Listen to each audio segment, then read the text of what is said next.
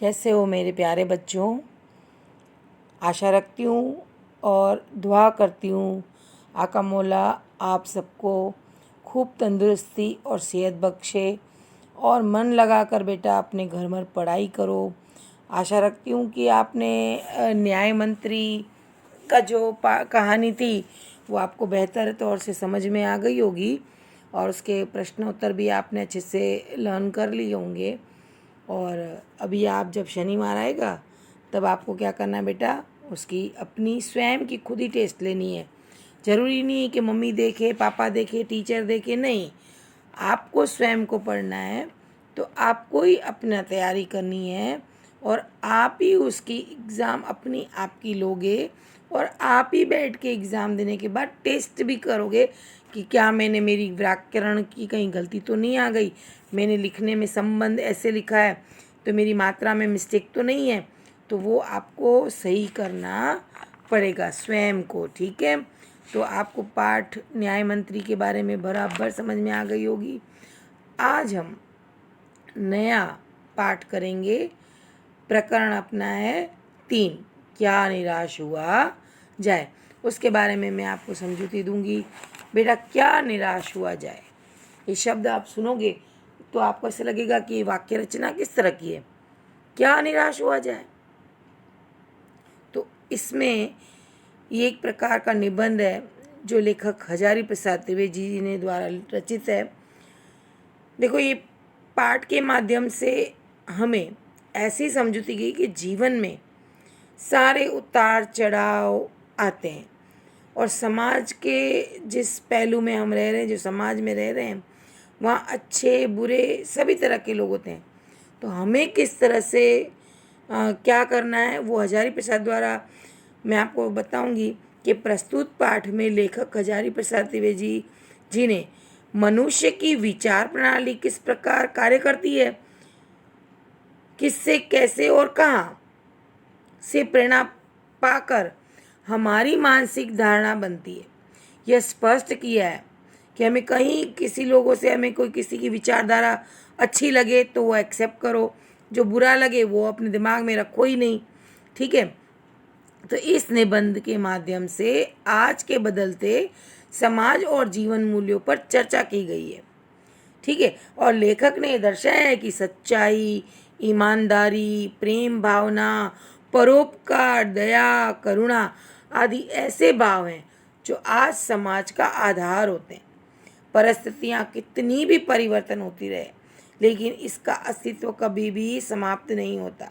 साथ ही लेखक ने इस और भी हमें संकेत किया है कि जीवन में अच्छे और बुरे सभी प्रकार के काम करने वाले लोग को देखने मिलते हैं, परंतु हमें अच्छे काम करने वाले को देखकर जीवन में के प्रति आशावादी दृष्टिकोण को अपनाना चाहिए।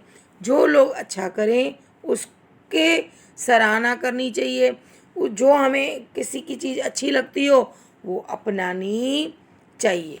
आई बात समझ में? तो हम इस पाठ में बहुत अच्छे से समझेंगे। प्रकरण 3, क्या निराश हुआ जाए। हम लेखक परिचय में मैं आपको बताऊंगी। श्री हजारी प्रसाद द्विवेदी हिंदी के श्रेष्ठ निबंधकार थे।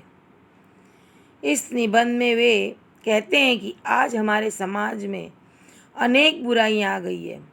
झूठ, बेईमानी, धोखेबाजी, भ्रष्टाचार आदि की घटनाओं में अखबार भरे रहते हैं, लेकिन इसका अर्थ ये नहीं कि समाज में अच्छी बातें नहीं हो रही। समाज में अच्छे तत्व आज भी बने हुए हैं, इसलिए हमें निराश होना नहीं चाहिए। आज चारों तरफ चोरी, डकैती, तस्करी और भ्रष्टाचार की घटनाओं का बोलबाला है। अखबार झूठी घटनाओं से भरे रहते हैं। ऊंचे पदों पर बैठे लोगों के चरित्र भी दोषपूर्ण दिखाई देते। कोई कुछ भी करता है तो लोग उसमें क्या निकालते हैं, दोष ही खोजते रहते हैं। परिश्रम करने वालों की हालत बुरी है।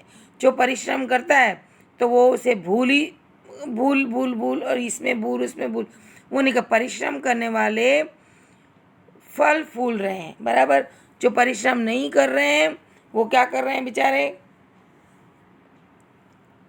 हाँ बिल्कुल, परिश्रम जो करने वाले हैं वो फल फूल रहे हैं। इसलिए आज हमें ये हालत ऐसे है कि जो परिश्रम करता है वो गालियाँ खाता है और जो नहीं कर रहा है वो आराम से बैठा हुआ, ऐसी हमारी मान्यता है। युग बदलता है तो आदर्श भी बदलते हैं। पुराने कायदे, बराबर, कानूनों की जगह कोई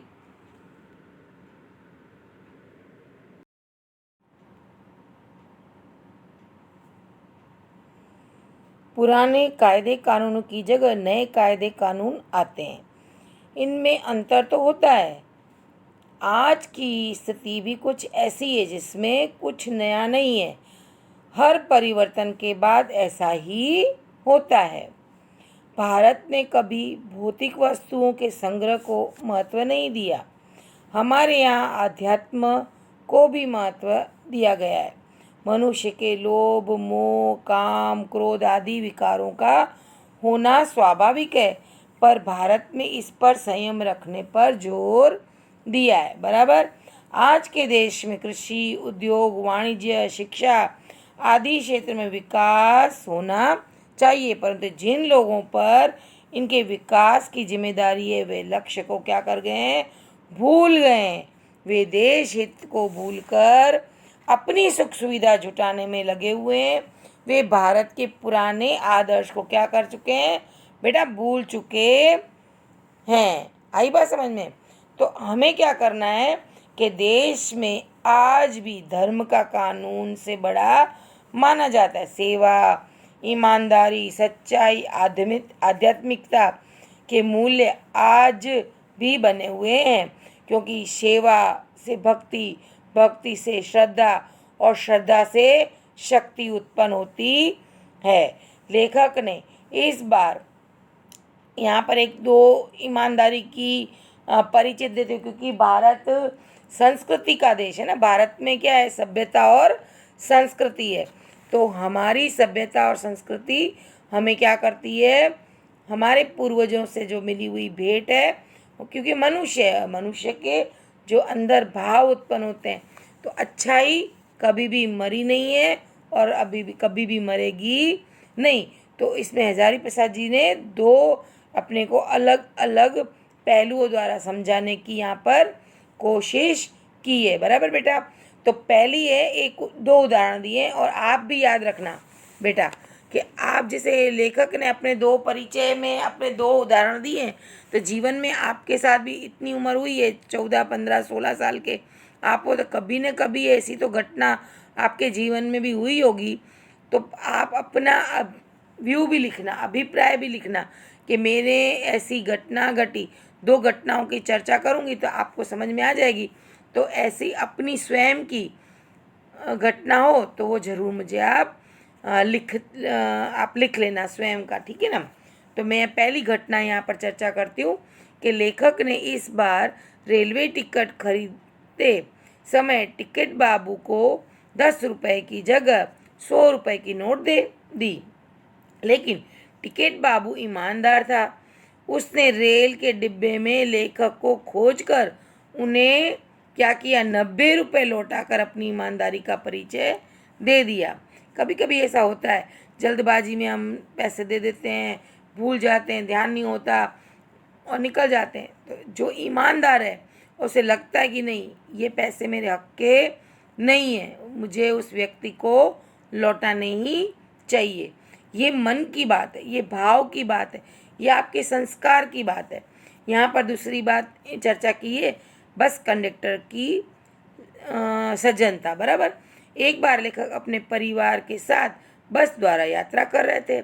रात को जंगल से गुजरते समय बस खराब हो गई।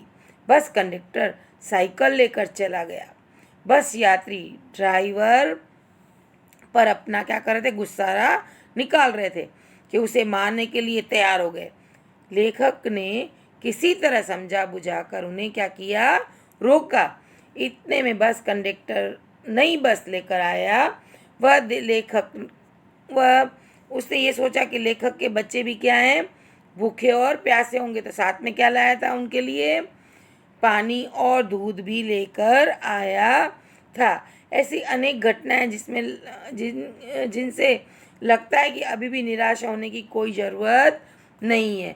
तो यहाँ पर पाठ के माध्यम से हमें समाज में किस तरह से रहना है, इसकी एक उदाहरण तौर में समझूती दी गई। अब मैं आपको पाठ के पूरा पाठ समझाऊंगी। मैं पाठ पढ़ूंगी, आप ध्यान से, आपके पास टेक्स्ट बुक होगी तो उसमें देखना, ठीक है बेटा।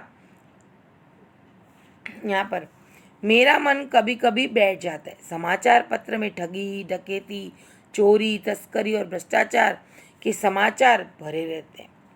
आरोप प्रत्यारोप का कुछ ऐसा वातावरण बन गया है कि लगता है देश में कोई ईमानदार आदमी ही नहीं रह गया है। हर व्यक्ति संदेह की दृष्टि से देखता रहता है। जो जितने भी ऊंचे पद हैं उनमें उतने ही अधिक दोष दिखाई जाते हैं। एक बहुत बड़े आदमी ने मुझसे एक बार कहा कि इस समय सुखी वही है जो कुछ नहीं करता।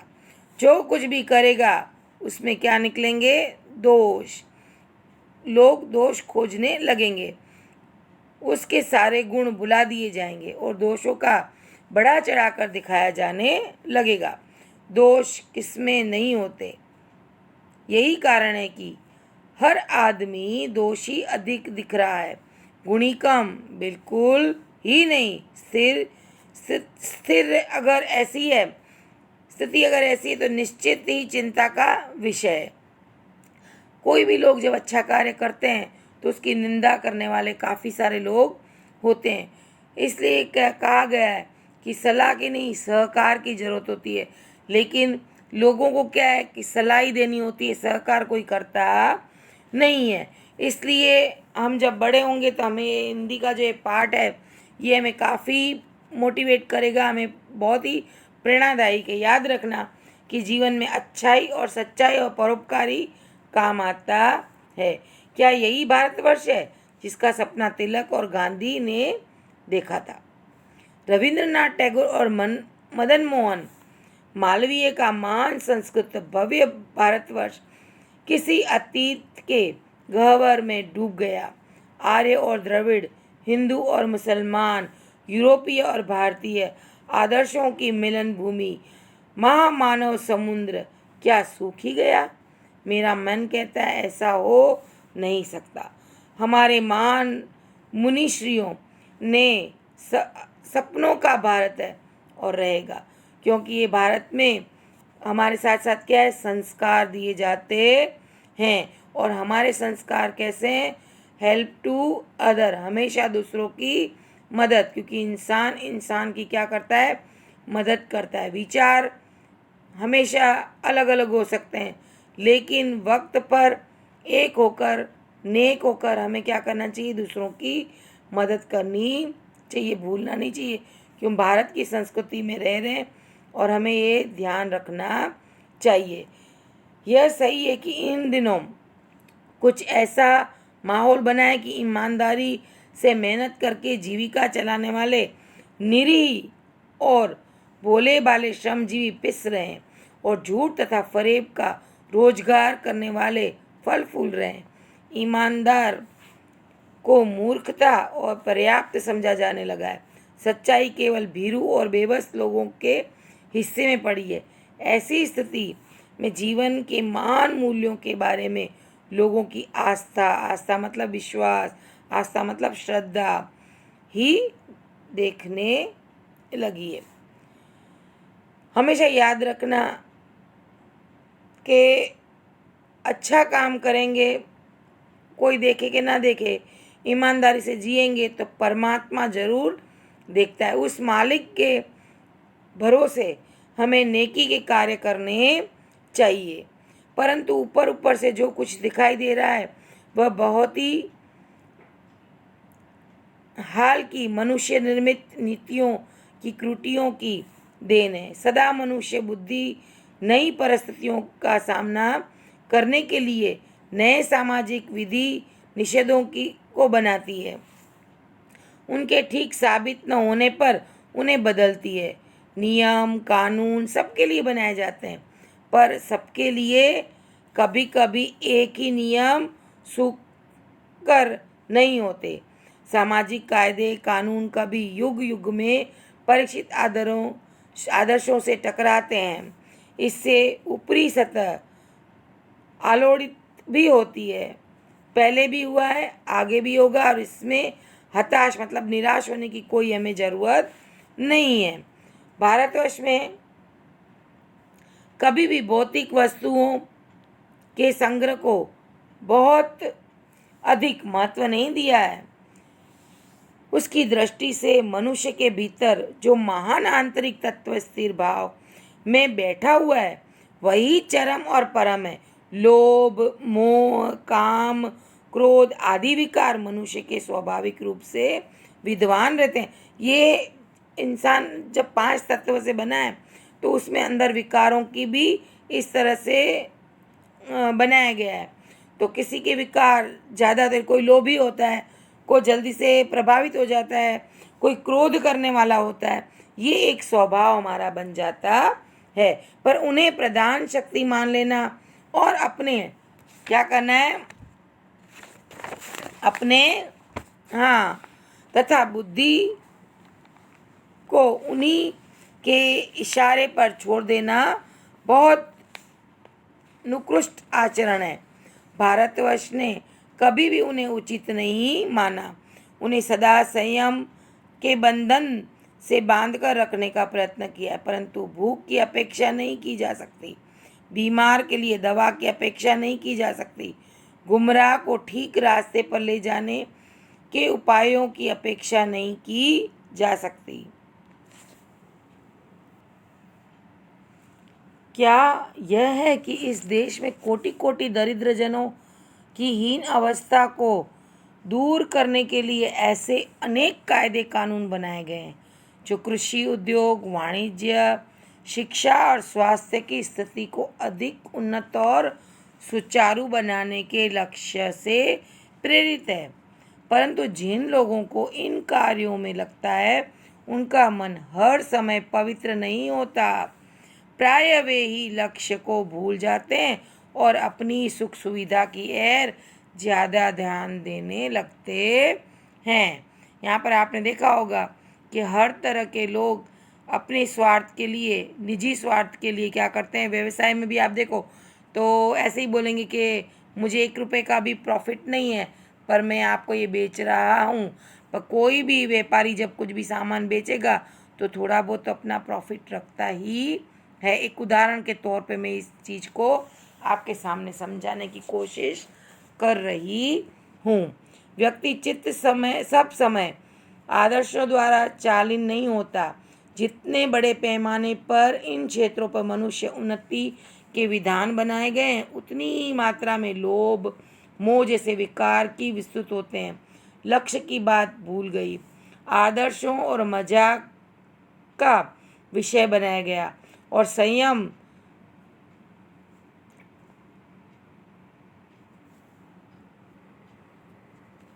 धकियानुसी मान लिया गया है। परिणाम जो होना था वह हो रहा है।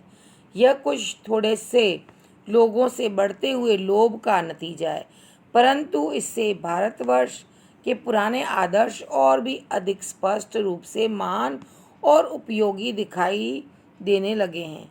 भारतवर्ष सदा कानून को धर्म के रूप में देखता जा रहा है। आज एकाएक कानून और धर्म के में अंतर कर दिया गया है। धर्म को धोखा नहीं दिया जा सकता, कानून को दिया जा सकता है। यही कारण है कि लोग धर्म भीरू हैं। वे कानून की त्रुटियों के लाभ उठाने में संकोच, त्रुटियाँ मतलब गलतियाँ, लाभ जो भूलें होती है उनको क्या करते, लाभ उठाने में संकोच नहीं करते, मतलब कि संकोच बिल्कुल उनको परवाह नहीं है और वो उन भूलों का क्या लाभ उठा लेते हैं। इस बात से पर्याप्त प्रमाण खोजे जा सकते हैं कि समाज के ऊपरी वर्ग में चाहे जो भी होता रहा हो, भीतर भीतर भारतवर्ष अब भी यह अनुभव कर रहा है कि धर्म कानून से क्या है बड़ी चीज़। ये एक एक वाक्य में उत्तर आता है, धर्म कानून से क्या है बड़ी चीज़ है। अब भी सेवा, ईमानदारी, सच्चाई और आध्यात्मिकता के मूल बने हुए हैं। वे दब अवश्य गए लेकिन नष्ट नहीं हुए। आज भी वह मनुष्य से प्रेम करता है, महिलाओं का सम्मान करता है, झूठ और चोरी को गलत समझता है, दूसरे की पीड़ा पहुंचाने को पाप समझता है। हर आदमी अपने व्यक्तिगत जीवन में इस बात का अनुभव करता है। समाचार पत्रों में जो भ्रष्टाचार के प्रति इतना आक्रोश है, वह यही साबित करता है कि हम ऐसी चीज़ों को गलत समझते हैं और समाज से उन तत्वों को प्रतिष्ठा कम करना चाहते हैं जो गलत तरीके से धन या मान संग्रह करते हैं। दोषों का पर्दाफाश करना बुरी बात नहीं है। बुराई यह मालूम होती है कि किसी के आचरण की गलत पक्ष को उद्घाटित करने पर समय उसे रस लिया जाता है, जो दोषों उद्घाटित का एकमात्र कर्तव्य मान लिया गया है। घटनाएं ऐसी घटती है जिन्हें उजागर करने से लोक चित्त की अच्छाई के प्रति अच्छी भावना जगती है। एक छोटी सी यहाँ पर बात की है। एक बार रेलवे स्टेशन पर टिकट लेते हुए गलती से मैंने 10 रुपये, लेखक कह रहे हैं कि मैंने 10 के बजाय क्या किया, 100 रुपये की नोट दी और मैं जल्दी जल्दी गाड़ी में जाकर बैठ गया। थोड़ी देर में टिकट बाबू उन दिनों के सेकंड क्लास के डिब्बे में हर आदमी का चेहरा पहचानता हुआ उपस्थित हुआ। उसने मुझे पहचान लिया और बड़ी विनम्रता से साथ में मेरे हाथ में 90 रुपये रख दिए और बोला, यह बहुत गलती हो गई थी। आपने भी नहीं देखा, मैंने भी नहीं देखा। उनके चेहरे पर विचित्र संतोष की गरिमा थी। मैं चकित रह गया।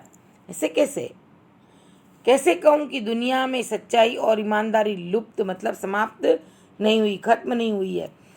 वैसी अनेक अवांछित घटनाएं भी हुई है, परंतु यह घटना ठगी और वंचना की अनेक घटनाओं से अधिक शक्तिशाली। एक बार मैं बस में यात्रा कर रहा था। मेरे साथ मेरी पत्नी और 3 बच्चे भी थे। बस में कुछ खराबी थी, रुक रुक के चल रही थी। गंतव्य से कोई 5 मील पहले ही एक निर्जन सुनसान स्थान में बस ने जवाब दे दिया। रात के कोई 10 बजे होंगे। बस के यात्री घबरा गए। कंडक्टर ऊपर गया और एक साइकिल लेकर चलता बना। लोगों को संदेह हो गया कि हमें धोखा दिया जा रहा है। बराबर। तो यहाँ पर से बस में बैठे लोगों ने तरह तरह के बातें शुरू कर दी। विचार आने लग गए, किसी ने क्या कहा, किसी ने क्या कहा। और ऐसी कभी घटना होती तो दिमाग बहुत ज़्यादा चलने लगता है। मनुष्य है और मनुष्य विचारशील प्राणी है, तो उसके एक बात के ऊपर 17 विचार आ जाते हैं। क्या वो सही है कि गलत है, वो तो वक्त ही बताता है कि जिस समय जो घटना होती है उसके आधारित हमें वो परिवर्तन हो जाना चाहिए। लेकिन हम क्या करते हैं, निरंतर कोई भी घटना होती तो उसके ऊपर क्या करते हैं, मनोमंथन करने लग जाते हैं कि क्या हुआ होगा, क्या होगा, अब किसी ने क्या कहा होगा, यहाँ डकैती होती है, 2-3 पहले किसी की तरह से बस को लूट लिया गया है, परिवार सहित अकेला मैं ही था, बच्चे पानी पानी चिल्ला रहे थे, पानी का कहीं ठिकाना न था, ऊपर से आदमियों का डर समा गया था। कुछ नौजवानों ने ड्राइवर को पकड़कर मारने पीटने की हिसाब बनाया। ड्राइवर के चेहरे पर हवाइयाँ उड़ने लगी। लोगों ने उसे पकड़ लिया। वह बड़े कातर ढंग से मेरी ओर देखने लगा और बोला, हम लोग बस का कोई उपाय कर रहे हैं, बचाइए, ये लोग मारेंगे। डर तो मेरे मन में भी था, पर उसकी कातर मुद्रा देखकर मैंने यात्रियों को समझाया कि मारना ठीक नहीं है, परंतु यात्री इतने घबरा गए कि वे मेरी बात सुनने को तैयार ही नहीं। कहने लगे, इसकी बातों में मत आइए, धोखा दे रहा है। कंडक्टर को देख पहले ही डाकुओं के यहाँ भेज दिया है। मैं भी बहुत भयभीत था, पर ड्राइवर को किसी तरह मार पीट से बचाया। 1.5-2 घंटे बीत गए। मेरे बच्चे भोजन और पानी के लिए व्याकुल तड़प रहे थे। मेरी और मेरी पत्नी की हालत बुरी थी। लोगों ने ड्राइवर को मारा तो नहीं, पर उसे बस से उतारकर एक जगह घेर कर रखा। कोई भी दुर्घटना होती है तो पहले कौन मारा जाएगा? ड्राइवर को समाप्त कर देना उन्हें उचित जान पड़ा। ये गिड़गिड़ाने का कोई विशेष असर नहीं पड़ा। इसी समय क्या देखता है कि एक खाली बस चली आ रही है और उसमें हमारा बस कंडक्टर भी बैठा हुआ है। उसने आते ही कहा, अड्डे से नई बस क्या कर रहा हूँ, लाया हूँ, इस पर बैठिए। यह बस चलाने लायक नहीं है। फिर मेरे पास एक लोटे में पानी और थोड़ा दूध लेकर आया और बोला, पंडित जी, बच्चों को रोना मुझसे देखा नहीं गया। वहीं दूध मिल गया, थोड़ा लेता आया। यात्रियों में फिर जान आई। सब ने उसे क्या किया? धन्यवाद दिया। ड्राइवर से माफ़ी मांगी और 12 बजे से पहले ही सब लोग बस अड्डे पर पहुंच गए। कैसे कहूँ कि मनुष्यता एकदम समाप्त हो गई है? कैसे कहूँ कि लोगों में दया माया रह नहीं गई? जीवन में न जाने कितनी ऐसी घटनाएं हुई है जिन्हें मैं भूल नहीं सकता। ठगा भी गया हूँ, धोखा भी खाया है, परंतु बहुत कम स्थानों पर विश्वासघात नाम की चीज़ मिलती है। केवल उन्हीं बातों का हिसाब रखो जिनमें धोखा खाया है, जो जीवन कष्टभर हो जाएगा।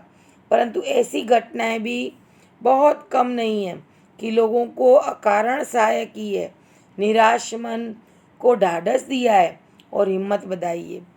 कविवर रविंद्रनाथ टैगोर ने अपने इस प्रार्थना गीत में भगवान से प्रार्थना की थी कि संसार में केवल नुकसान ही उठाना पड़े, धोखा ही खाना पड़े, तो ऐसे अवसरों पर भी हे प्रभु मुझे ऐसी शक्ति दो कि मैं तुम्हारे ऊपर संदेह न करूं। मनुष्य की बनाई विधियां गलत नतीजे तक पहुंच रही है तो उन्हें बदल देना होगा। प्रस्तुत आए दिन उन्हें बदला ही जा रहा है, लेकिन अब भी आशा की ज्योति बुरी नहीं है। महान भारत वर्ष को पाने की संभावना बनी हुई है, बनी रहेगी। मेरे मन निराश होने की ज़रूरत नहीं है। जब भी निराश हो तो सबसे पहले अपने इष्ट देव जो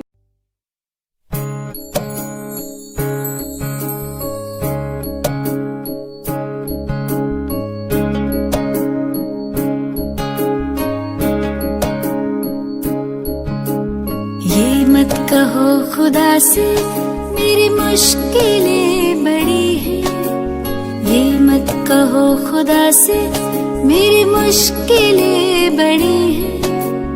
ये मुश्किलों से कह दो मेरा खुदा बड़ा है। आती है आंधियाँ तो कर उनका खैर मकदम, आती है आंधियाँ तो कर उनका खैर मकदम। तूफान से ही तो लड़ने खुदा ने तुझे गढ़ा है। ये मत कहो खुदा से मेरी मुश्किलें बड़ी हैं, ये मुश्किलों से कह दो मेरा खुदा बड़ा है। मेरा खुदा बड़ा है, मेरा खुदा बड़ा है।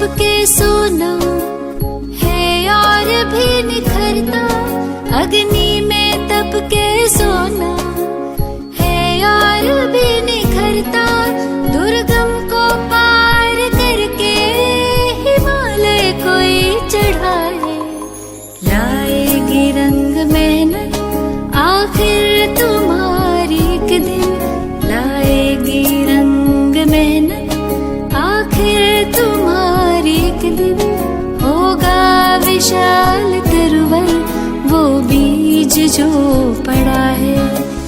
ये मत कहो खुदा से मेरी मुश्किलें बड़ी हैं, ये मुश्किलों से कह दो मेरा खुदा बड़ा है, मेरा खुदा बड़ा है, मेरा खुदा बड़ा है।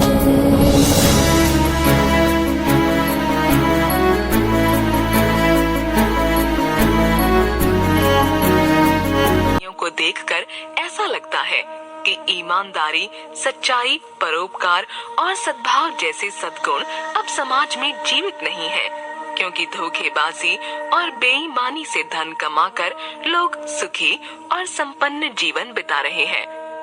जनसाधारण में, संचार माध्यमों में, समाचार पत्र की सुर्खियों में भ्रष्टाचार के प्रति घोर आक्रोश प्रकट करना यह दिखाता है कि आज भी कहीं न कहीं अंतर्मन में ये मानवीय मूल्य शेष है। लेखक ने इस निबंध में भी यह प्रमाणित किया है कि समाज में सच्चाई, ईमानदारी, परोपकार और आपसी सद्भाव आज भी विद्यमान है। आवश्यकता है इन गुणों को उजागर करने की, जिससे लोगों का इनके प्रति विश्वास बना रहे। बुराई कभी अच्छाई के सामने टिक नहीं सकती है। अच्छाई को महत्व देने से बुराई का स्वतः विनाश हो जाएगा। लोकमान्य तिलक ने कहा है कि भारत की मिट्टी में कुछ अनूठा है, जो कई बाधाओं के बावजूद हमेशा महान आत्माओं और दिव्य आदर्शों से परिपूर्ण रहा है। मेरा मन कभी कभी बैठ जाता है। समाचार पत्रों में ठगी, डकैती, चोरी, तस्करी और भ्रष्टाचार के समाचार भरे रहते हैं। आरोप प्रत्यारोप का कुछ ऐसा वातावरण बन गया है कि लगता है जैसे देश में कोई ईमानदार आदमी ही नहीं रह गया है। हर व्यक्ति संदेह की दृष्टि से देखा जा रहा है। जो जितने ही ऊंचे पद पर हैं, उनमें उतने ही अधिक दोष दिखाए जाते हैं।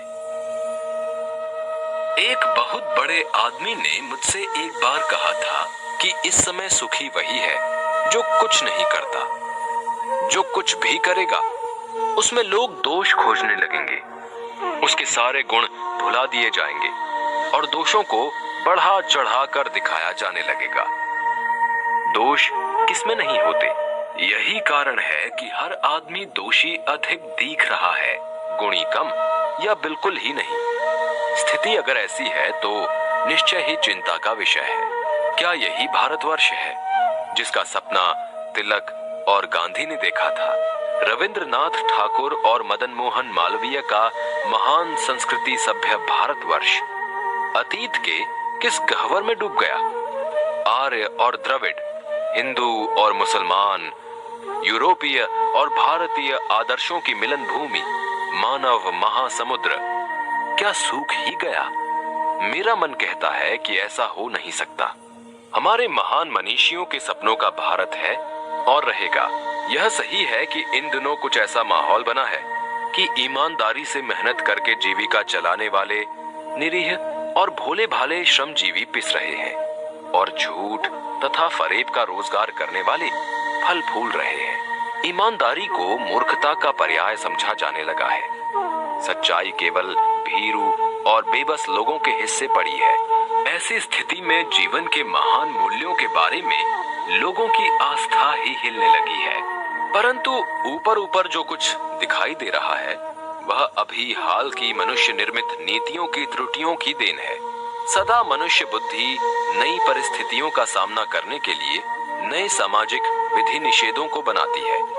उनके ठीक साबित न होने पर उन्हें बदलती है। नियम कानून सबके लिए बनाए जाते हैं, पर सबके लिए कभी कभी एक ही नियम सुख कर नहीं होता।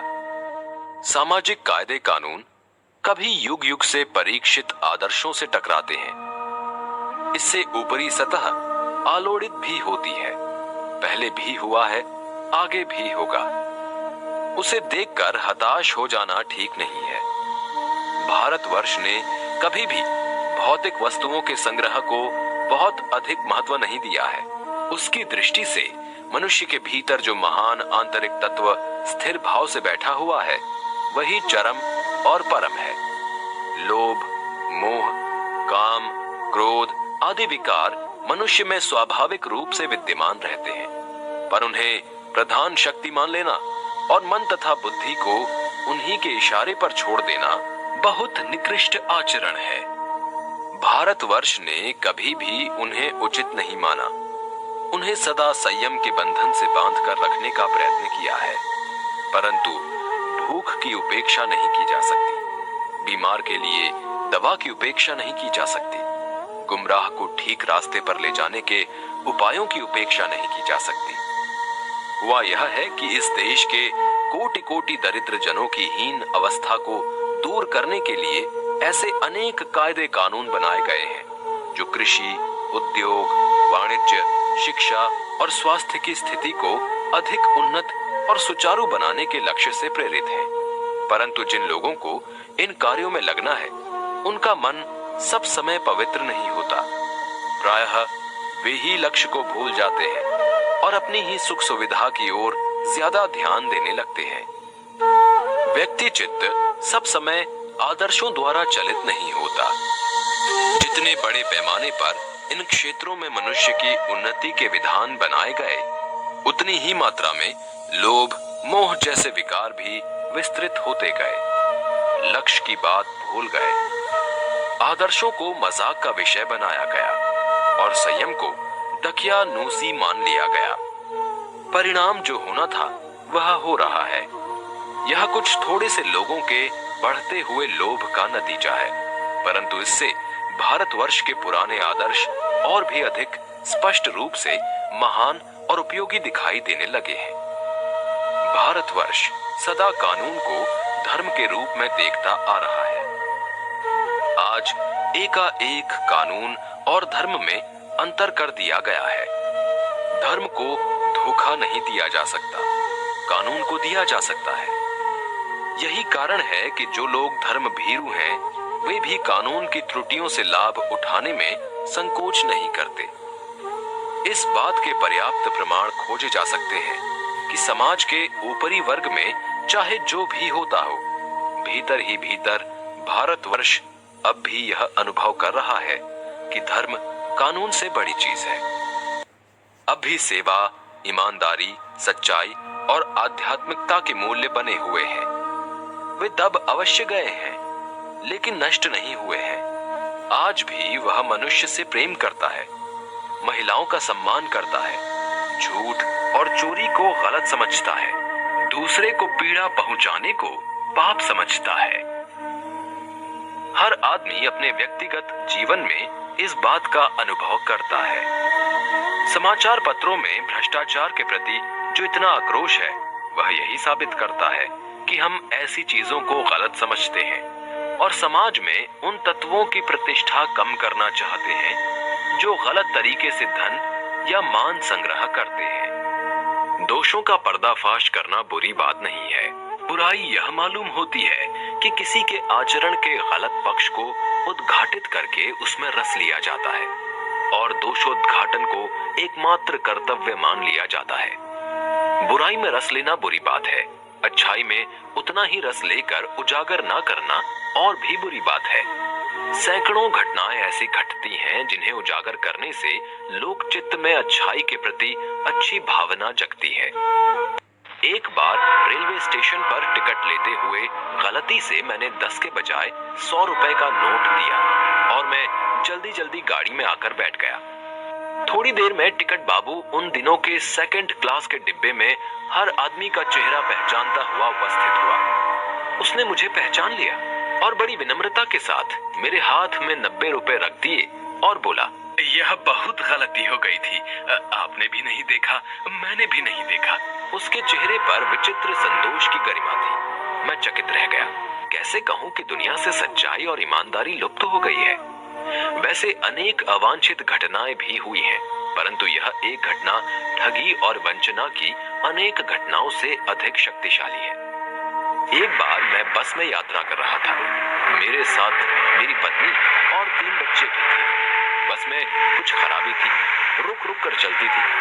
गंतव्य से कोई 8 किलोमीटर पहले ही एक सुनसान स्थान में बस ने जवाब दे दिया। रात के कोई 10 बजे होंगे। बस के यात्री घबरा गए। कंडक्टर उतर गया और एक साइकिल लेकर चलता बना। लोगों को संदेह हो गया कि उन्हें धोखा दिया जा रहा है। बस में बैठे लोगों ने तरह तरह की बातें शुरू कर दी। किसी ने कहा, यहाँ डकैती होती है। 2 दिन पहले इसी तरह एक बस को लूटा गया था। परिवार सहित अकेला मैं ही था। बच्चे पानी पानी चिल्ला रहे थे। पानी का कहीं ठिकाना न था। ऊपर से डाकुओं का डर समा गया था। कुछ नौजवानों ने ड्राइवर को पकड़कर मारने पीटने का हिसाब बनाया। ड्राइवर के चेहरे पर हवाइयां उड़ने लगी। लोगों ने उसे पकड़ दिया। वह बड़े कातर ढंग से मेरी ओर देखने लगा और बोला, हम तो बस का कोई उपाय कर रहे हैं, बचाइए, ये लोग मारेंगे। डर तो मेरे मन में भी था, पर उसकी कातर मुद्रा देखकर मैंने यात्रियों को समझाया कि मारना ठीक नहीं।